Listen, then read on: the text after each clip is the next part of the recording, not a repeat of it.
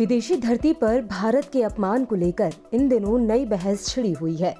अभी राहुल गांधी के पेगासस वाले मसले पर बवाल खत्म नहीं हुआ था कि उन्होंने एक बार फिर लंदन में देश की सरकार को लेकर नया बयान दे दिया। दरअसल कांग्रेस सांसद राहुल गांधी एक बार फिर विदेशी धरती पर प्रधानमंत्री नरेंद्र मोदी पर हमला बोलते नजर आए। इसके साथ ही उन्होंने भारत को बदनाम करने वाले बीजेपी के बयानों पर भी पलटवार किया। उन्होंने कहा कि मोदी ने खुद कहा है कि पिछले 60 से 70 सालों में कुछ भी नहीं किया गया। उन्होंने यह कहकर हर भारतीय और उनके दादा दादी का अपमान किया है कि भारत ने एक दशक को खो दिया है, और यह सब उन्होंने विदेशी धरती पर ही कहा है।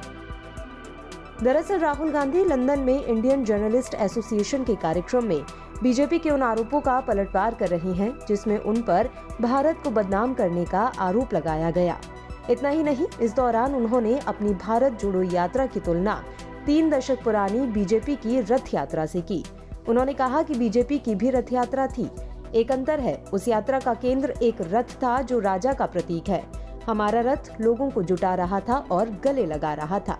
राहुल गांधी यही नहीं रुके, उन्होंने इस दौरान आरएसएस को भी लपेटे में लिया और कहा कि आरएसएस और बीजेपी को हराने की जरूरत लोगों के मन में गहराई तक बैठ गई है।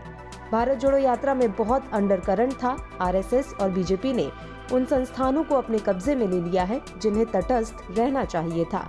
तो ये तमाम बयान राहुल गांधी ने लंदन में कार्यक्रम के दौरान दिए। इससे पहले उन्होंने कैम्ब्रिज यूनिवर्सिटी में एक कार्यक्रम में शामिल होकर पेगासस और कश्मीर को लेकर बयान दिया था। उनके विदेशी धरती पर दिए गए बयान की जमकर आलोचना हुई थी। अब एक बार फिर जो ये बयान सामने आए हैं, इस पर भी राजनीति का गर्म होना तय है।